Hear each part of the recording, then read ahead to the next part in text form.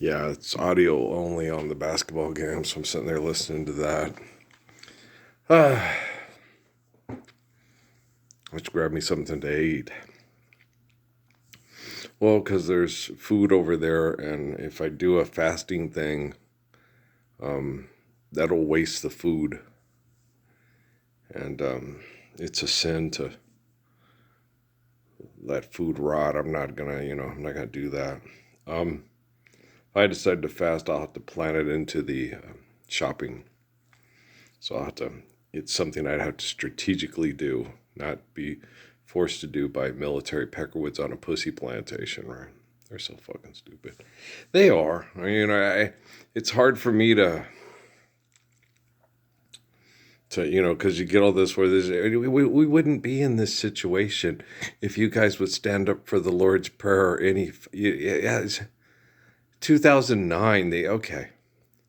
I don't want to hear it. I don't want to hear an excuse. I don't want to hear an explanation. I want to hear a gosh damn faithless, stupid, narcissistic, stupid thing here. Listen, I'm listening to the commercials on the thing, the taco box or cabana or whatever. I thought you were flirting or you were a spicy person or whatever. And you sit there and think, is it one of these, we're going to be able to listen to basketball games without advertising. Someone will want to call the game because it's fun, because they like basketball or softball or whatever.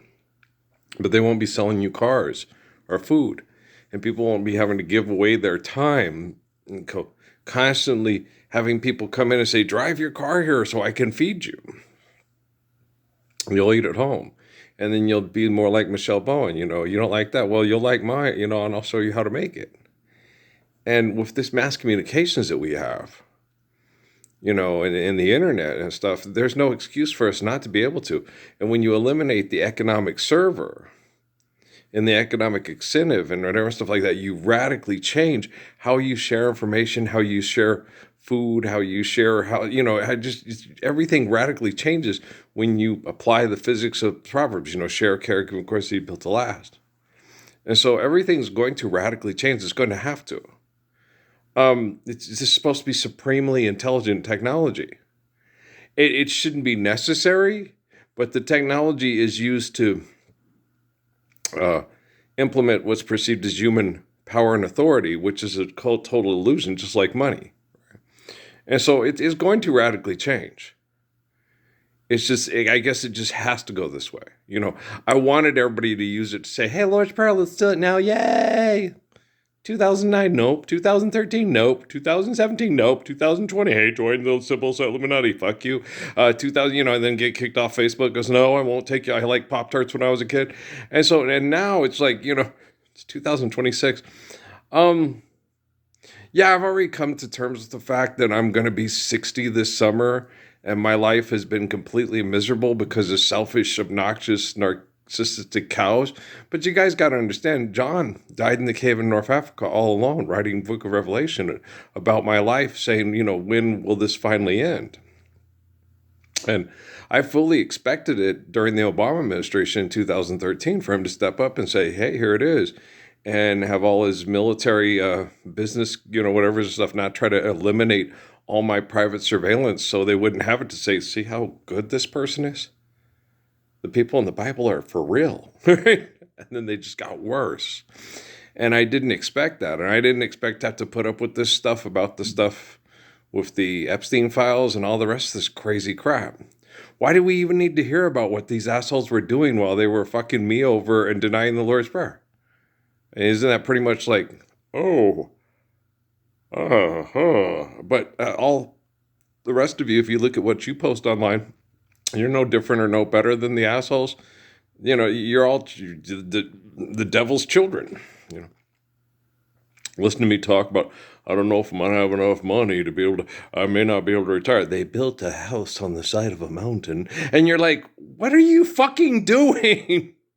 Share, caregiving, of course, need built to last, So, I don't think I'm nuts in thinking that I'm the focal point of correcting technology to save human beings from psychosis. Yeah. I think I'm pretty, sane and lucid and rational, and I know I'm more intelligent than people like Richard Feynman because I've sat and listened to him talk. And I'm like, okay, so you remember Suzuki said about the whole stargazing thing? Okay, if you're not applying the physics of the Lord's Prayer right now, what does it fucking matter what's happening with Alpha Centauri and the Aurora Borealis or whatever? You can study things till your balls fall off. Okay? Stand up for Lord's Prayer. Then if you need to study things, hopefully it won't happen until your balls fall off. But do you see what I'm saying? You're just like, fuck. No, it's just it's insane to keep studying space and trying to break everything down in the body and everything that provides, the quark and why? Okay, you're not even an honest person with yourself. You can't even accept a truthful existence and faithfully love other people. Why do you want to fucking go build a science project to see what everything's built out of? You're an asshole. Okay? Why do you want the technology to explain to you why you're an asshole? Why do you need to do that? You've got me. Okay, you don't even have to put all the effort in and the time and have a failure and then get it right, then fail, then get it right, then fail, then get it right. All you have to do is go, damn, I suck. I know. So when you going to stop? And then I have to take their technology and go, here, I'll prove it to your technology then. Well, your technology, since it's supposed to do things on applied physics and mathematics, won't have your ego problems. Right? Shit. Yeah, I get grumpy. I love children. I don't know about the rest of you fucking assholes. I think it's wrong for a child to have to live a life being studied by egomaniacs that are inferior to him or her, whatever the case may be. Well, I'm pretty sure with the whole thing with the Messiah thing, it has to be pretty much a guy. Just by the way our brains work. Women would just kill us all and try to start over again, so it doesn't work that way, baby. Okay. Okay, I love you too. Okay. But with a guy, it's like, no, you got to be rational. Life's eternal, gracious, infinite. Okay, just start doing things right, and then, Yeah, well, when you're doing things wrong, and then you start doing things right, things can only get better. No, that applies in physics. Feynman doesn't know what the fuck he's talking about. Neither does Brian Cox. He has an award to build equipment to break down things to the most minute details so they feel like they can play God by reinventing stuff they fuck up. And he's not the sharpest fucking tool in the shed. They're not, Last night was rough, but, I swear, because when my thing when I thought, oh shit, I ruptured something. Are you going to? No, I'm not going to the fucking hospital. No, I should not have to go. Well, the reason I should have to go to the hospital is if there was some kind of an accident or something, where someone's like, oh, okay, and I can't fix it myself. I can't sit there and say, okay, I'm going to apply a tourniquet here, stop the bleeding, then I'm going to sew it up, and then I need a local anesthetic, and have all the stuff that Mr. McCall has in his secret room in his apartment, and fix it myself, and then get up in the morning and go, oh shit, So yeah. And I'm not an extremist, so I don't put myself into those kind of extreme conditions to try to make myself look impressive, killing a bunch of wackadoodles that will prostitute women for money. So I'm a sane and rational human being.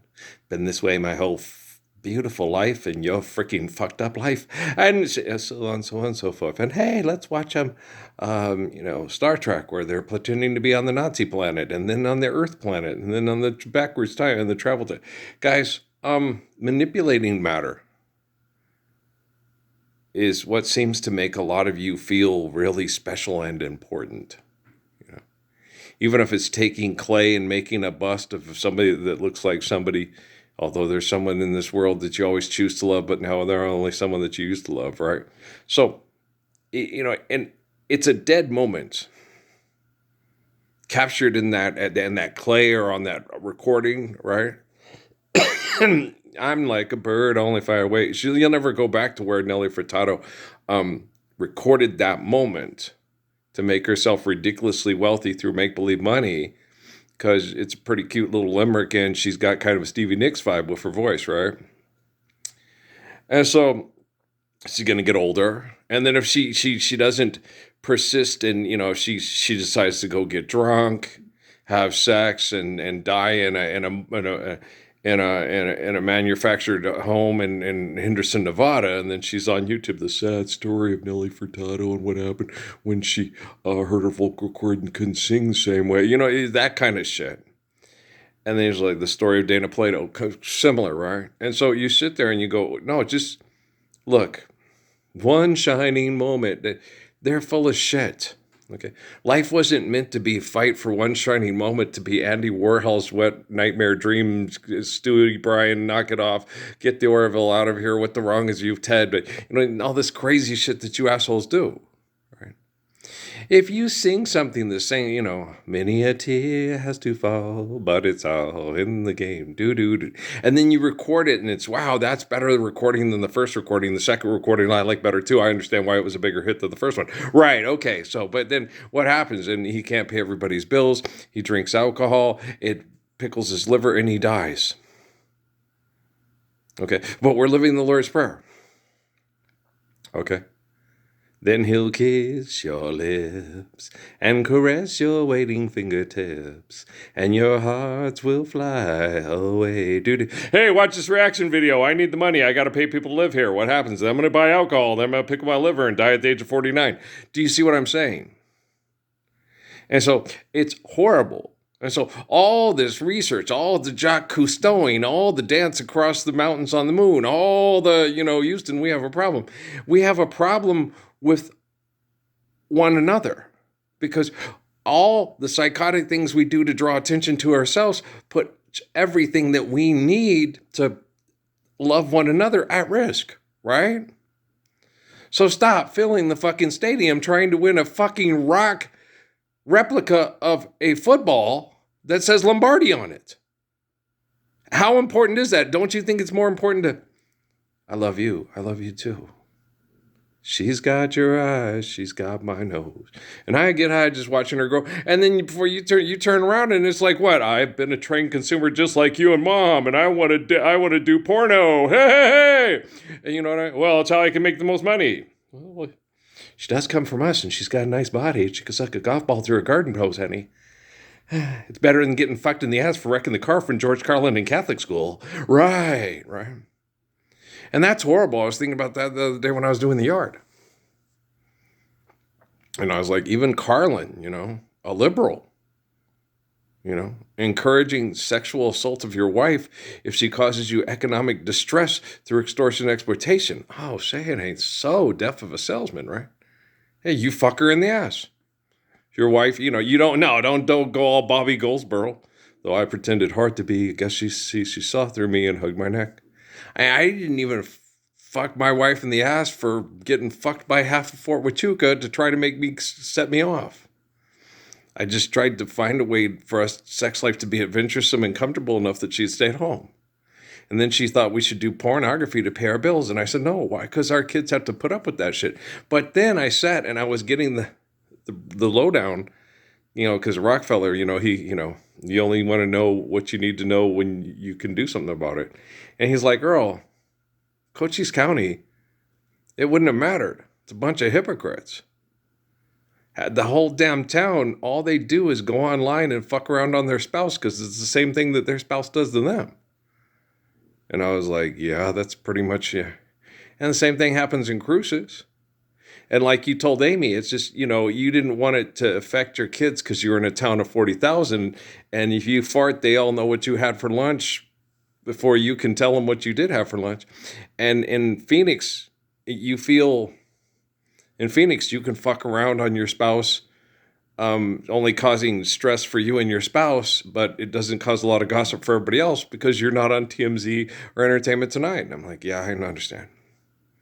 But they all want to be like those assholes on TMZ and Entertainment Tonight, and they all act that way.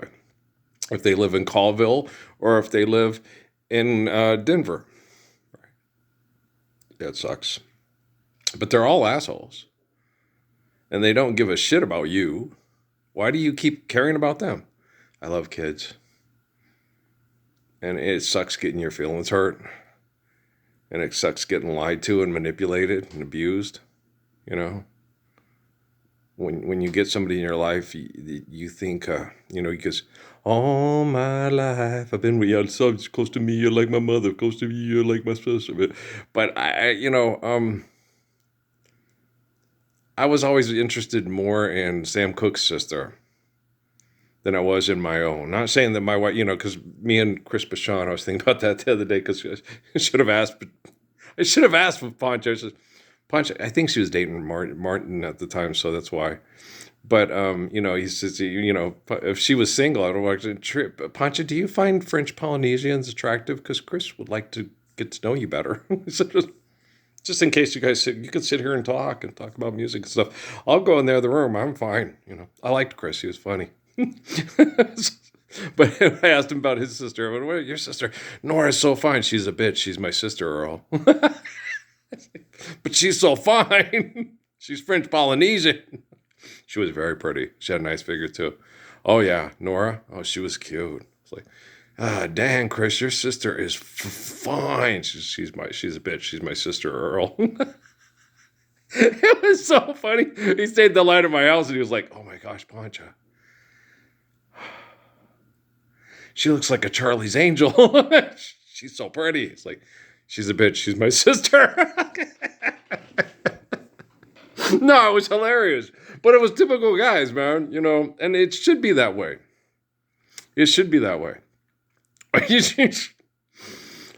Even if you're living the Lord's Prayer, your sisters are going to do things that irritate the shit out of you. You're going to wear that? I can't believe you're going to wear that out in front of other people. What are people going to say about me if you wear that in public? They're going to say that your brother is hilarious and he's a fun guy.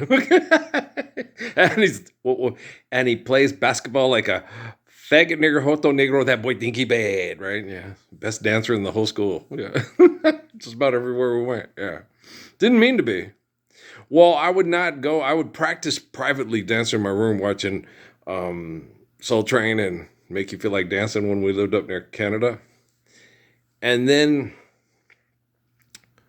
I went to school dances in Colville, but they wouldn't play them. It was a bunch of white people. They didn't play Cameo and Just a Touch of Love, a little bit, Mace in my mind, baby, just a little bit. So they didn't do the same dancing. They did the Eddie Murphy, white people dances. I was like, I haven't practiced those. I don't know. Okay. It's not as easy to dance to Journey as it is to dance to. And then Briggs, what are you talking about? It's hard to. No, it's real easy to dance. The rhythm and the tempo and stuff is you get it and you just boom, boom, boom, boom, boom, boom, boom, boom, boom. So it's easier to dance to R&B music than it is to rock music. Rock music's more like yeah. That's why everybody does the Jim Dandy and shit, right? It's real hard to dance to the guitar solo to More Than a Feeling. You just kind of just sit there and do your head a lot. But you're not dancing. You're giving yourself a headache. But it's still a cool song, right? But Cameo says, now you can dance to that. And when you feel it, then you'll know it. Dig this sound, dig it to me. You do it. So you can sit there and you get the tempo and you get with the rhythm and you dance and your feet start going and it's fun, right? Maybe it's because I got a lot of African heritage in me from being pushed away from Africa, but and I never let go of it over tens of thousands of years. But I don't know. But it's fun, and it came naturally to me as a kid. Some things didn't. Like I told you, I was always upset. I never thought I was going to play for the Globetrotters because I still cannot spin a ball on my finger. Can dribble like Marcus Haynes, yeah, faster than any person in my generation on the planet. And when needed to, could jump higher, yeah, which means I could jump up, bounce the ball, catch it, and dunk over Hakeem Olajuwon if I wanted to. But I didn't want to. I liked Hakeem. I didn't want to dunk over Corey. Yeah, I liked Corey. You don't want to dunk on him and embarrass him. You want to. The one you want to do is when I got teed out of that game. And if I hadn't got teed out and Chris hadn't to take off, I probably would have taken it down, cupped it, and dunked it because it was during the game for all the energy. But then the coach Rasper would have never took me off the floor the rest of the year. Do that again. They're going to have film crews here from the news. See if that 5'9" kid could steal it, take it down and cup duck it, and boom. It's one thing when the 6'4" kid for East does it, but when the 5'9" kid, the little Mexican who think he bad. But yeah, well, the coach told me that. You're soaring with the Eagles. I didn't mean to, coach. I was late on weak side defense. But it was things that, all those people at Fort Huachuca said, I was selfish. My religious beliefs were selfish. It was me, myself, and I. Life's eternal and grace is infinite. So it was the spirit of Adam made us Jews. It's just John who said, no, Earl. No. What? I'm not going to, no, you're not going to be the football star, basketball star, any of that. Nope. It's just a part of it. We got to fulfill the book. So I'm going to be 60 years old this summer. Book of Job, yeah. How many would you have? How many of you out there would have the talents to be this great superstar and have all these spectacular sexual moments with women coming to see you at Madison Square Garden while you're practicing and dancing to your baskets and laughing and joking around and having the girls sit and watch and go, oh my gosh, he's an amazing dancer. He's a basketball player. He even sing pretty good. Yeah, and he could act and do comedy too. Yes, I'm extremely funny. And the only thing is they'd kill me because my jokes would make everybody say, hey, that motherfucker ain't funny. I hate talking shit about how I fuck people in the head over money. Hey, kill him. Right? So, I knew what I had to do. And I knew how I had to do it. And I wasn't going to get the job done. I'm the type of person, the more you put me into situations to where I can do something about it, and I can cut through all the bullshit because everybody breaks it down to me, I can rearrange them and fix them in 5 seconds or less. And then, Rodney, get your boyfriend out of here before my boyfriend hurts him. Yeah. Yeah, we know. Okay. So I've always been this way. That's why I told Lim Allen that. He goes, aren't you afraid about getting a brain tumor and dying like John Travolta's character from Phenomena? No, I've been this way my whole life. I have underachieved radically my whole life just to fit in. Like I told Brian Hall in this Air Force, you ever find yourself you dummying up just to fit in? No. Oh, come on, Brian. You do all the satirical jokes with me about social satire and you get all my jokes, Who's Clarence Darrow going to get to defend? Who's the monkey going to get to defend him? The Clarence Darrow? You understand, right? But he was still like, no, I don't dummy up just to fit in. I just get a lot of the stuff that you're talking about, because of who I went to school with, because my dad was a physical scientist at the Pentagon. Oh, okay. But you're not really dummying up. You just remember the answers to the test. Okay. Where with me, it was like, no. And Miriam used to say that too. She was like, oh, man, no, you don't have an ego, Parsons. And then whenever you're wrong, it's because you have bad information, not because you made bad judgments. And I was like, this woman is right. She knows me. My mom was right about her. She wouldn't be able to be married to me. Now the military would have killed her. She did the right thing. I couldn't do anything about Melinda Michelle Bowen. Okay. The whole business that the people were in and doing the things they were doing and caught into that to try to have comparison and contrast and ethnic manipulation. And it was remained consistent up to that time. And they didn't do anything to help me protect her and other people like her in Cochise County, because they were going to be the heroes, because there was bad guys and good guys. And, sometimes, it's all for the, what was that damn thing they always told me to remember? The end justifies the means. Yeah, I hate fucking hearing that. Ends justify the means, right? Okay. Ends justifies the means. Okay, the means is the Lord's Prayer, and then the ends are all justified. Now hop sync to it before I kick your ass so hard. Never mind, I already done did it. Who done gone and did the thing done right. And it was already taken care of by July 19th, 1966. Well, because I'm the guy talking to John in the cave in North Africa, and he writing down Revelation.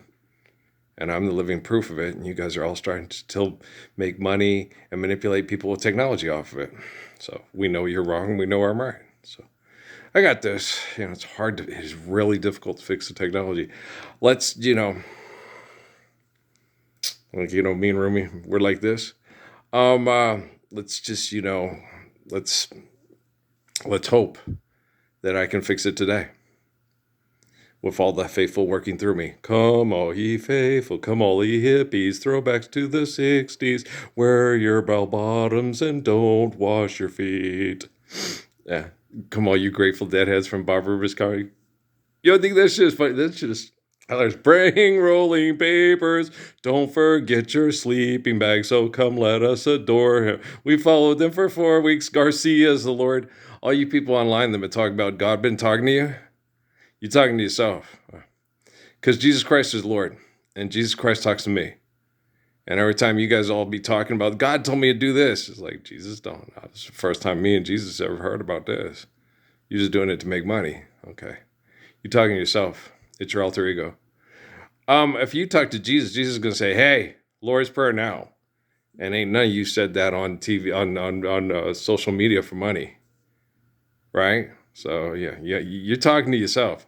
I like those rappers. I talk to God. What does God say? Act like a fool, talk shit about other people for money, and then say you're the best at it. Okay. You do know scientists say that God is invented by people that have make it their alter ego because they are insane and got ego problems. Okay, that's okay. So do scientists. I got this. So I'm the Lord. God's omniscient and omnipotent, not to be contained by the ego of an egomaniac. All right, love you too. You don't need money. Those aren't the droids you're looking for. You don't want to sell me death sticks. You want to go home and rethink your life. Okay, guys. I love you. If it isn't in our archives, it doesn't exist. All right, peace out, man.